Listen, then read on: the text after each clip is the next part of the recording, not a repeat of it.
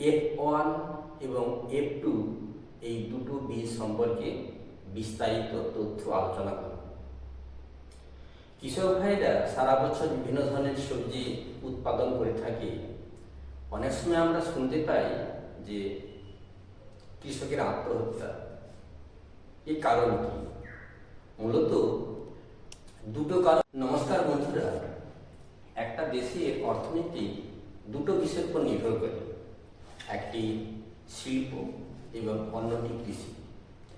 আমাদের দেশ ভারতবর্ষ মূলত কৃষি প্রধান দেশ, তাই বিভিন্ন রাজ্যের গ্রামাঞ্চলে কৃষক ভাইরা তাদের পণ্য উৎপাদন করে থাকে। মূলত আজ এর পেছনে তাই একটি সঠিক বীজ যা নির্বাচন করার সময় আমরা ভুল করি আর মাটি তুলি। তো আজ এই F1 এবং F2 এই দুটো বীজ সম্পর্কে যে তথ্য উপস্থাপন করছি, কৃষক ভাইয়েরা যদি মনোযোগ দিয়ে জানবেন তাহলে অবশ্যই তার আগামী দিনের যে উৎপাদিত পণ্য অবশ্যই ভালো হবে এবং আর্থিক উন্নতি পরিবারের করতে সক্ষম হবে।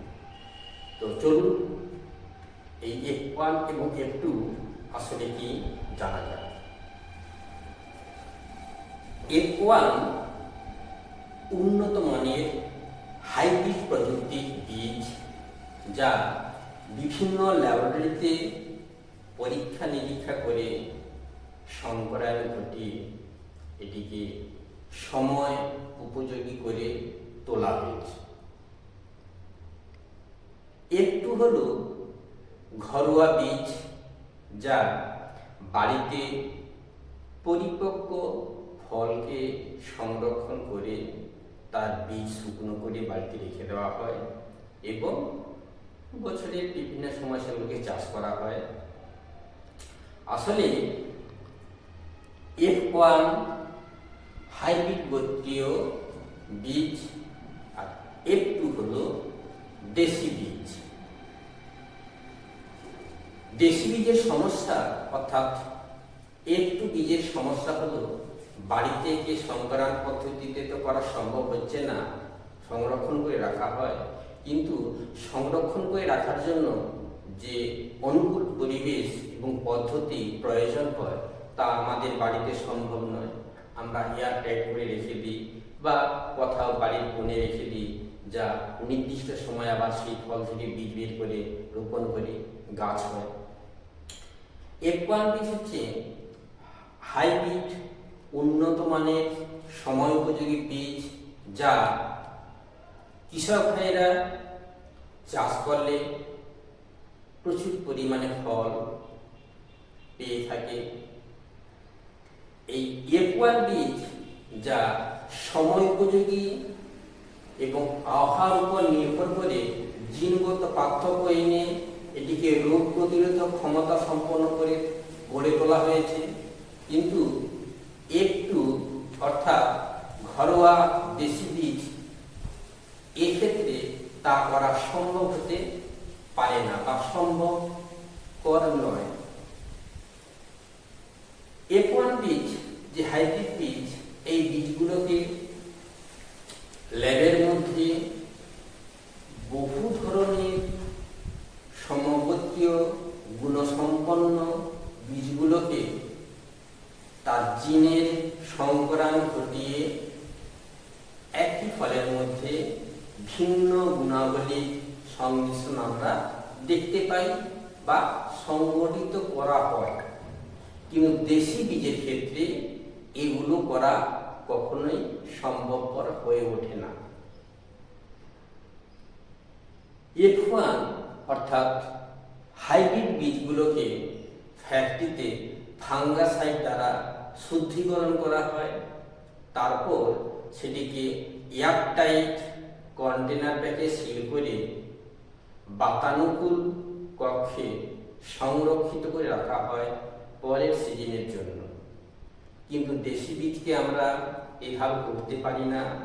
সুপরিপক্ক ফলকে আমরা সংগ্রহ করে রাখি এবং নির্দিষ্ট সময় এলে আবার সেই বীজগুলোকে আমরা রোপণ করি। হাইব্রিড বীজ অর্থাৎ F1 বীজের একটি বৈশিষ্ট্য হলো গাছগুলো দৈর্ঘ্য অনুযায়ী যাই হোক না কেন নির্দিষ্ট দৈর্ঘ্য পরে কিন্তু ফল ফুল আসা সম্ভব হয় বা শুরু হয় এবং নির্দিষ্ট সংখ্যায় ফল প্রদান করে। রোগ প্রতিরোধক ক্ষমতা খুবই দৃঢ় থাকে।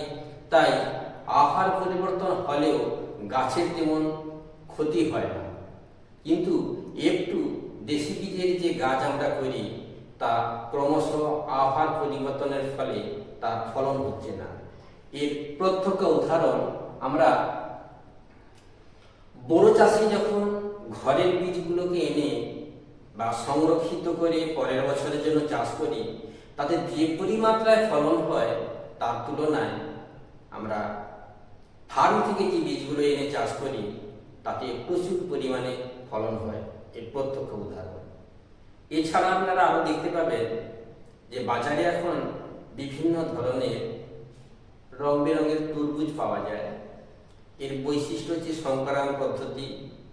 এই ফলগুলোতে প্রচুর পরিমাণে ক্যালসিয়াম, মিনারেল, প্রোটিন এছাড়া আরও খাদ্যগুণ থাকে। কিন্তু দেশি বীজ দিয়ে উৎপন্ন যে ফলন বা ফল তাতে কিন্তু আমরা এত ধরনের পুষ্টিগুণ বা খাদ্যগুণ আমরা একই ফলের মধ্যে কখনোই পাওয়া সম্ভব না। F1 অর্থাৎ হাইব্রিড বীজগুলো ফলগুলোতে বীজের সংখ্যা কম হয়, শাঁস প্রচুর থাকে, রসালো, সুমিষ্ট, সুস্বাদু।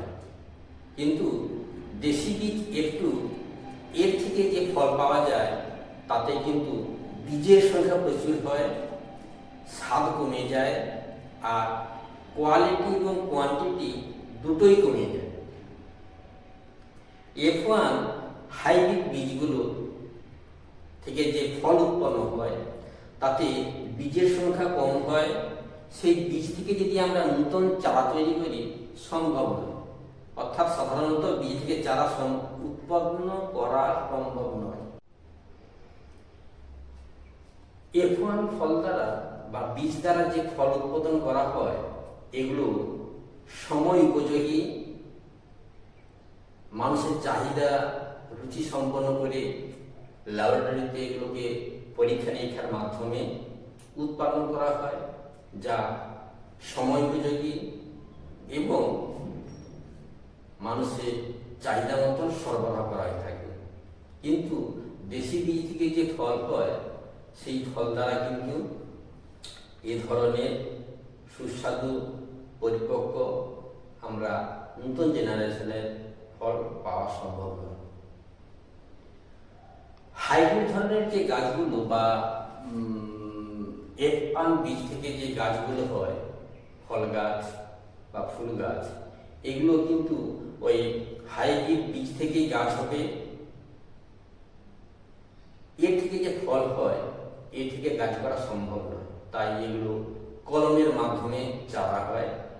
কিন্তু দেশি বীজের ফল থেকে বীজ সংগ্রহ করে যে চারা তৈরি করা হয় সেই চারা থেকে ফল হয়, ফল থেকে বীজ হয়, সেই বীজ থেকেও আবার চারা তৈরি করা সম্ভব হয়। তো আজকে পুরো আলোচনা যেটা বলা যেতে পারে যে কৃষক ভাইরা যদি লাভের মুখ দেখতে চায় তাহলে F1 অর্থাৎ উচ্চ ফলনশীল হাইব্রিড বীজ সংগ্রহ করে চাষ করতে হবে। প্রত্যেকটা F1 অর্থাৎ হাইব্রিড বীজগুলোর প্যাকেটে তার মেয়াদ অর্থাৎ বীজটির যে এয়ার কন্টেনারের মধ্যে রাখা হয়েছিল তার ডেট এবং এক্সপায়ারি ডেট থাকে। ওই বীজ দিয়ে কোন সময় চাষ করা হবে তাও ওই প্যাকেটের গায়ে লেখা থাকে, অর্থাৎ খরিফ না রবি না লেট খরিফ।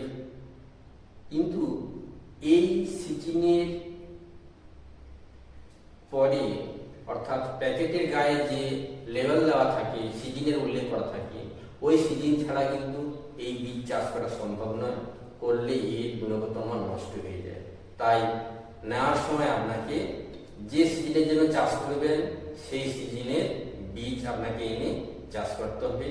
তো নমস্কার বন্ধুরা, আপনারা যদি এই ভিডিও থেকে আপনারা কিছু তথ্য আরও জানতে চান, প্লিজ কমেন্ট সেকশানে গিয়ে কমেন্টের মাধ্যমে আপনারা জানতে পারেন। নমস্কার। যারা আমার চ্যানেলটিতে নতুন এসেছেন, লাইক, কমেন্ট এবং সাবস্ক্রাইব করবেন, আর পাশে থাকা বেল আইকনটি অন করে সঙ্গে থাকবেন। নমস্কার।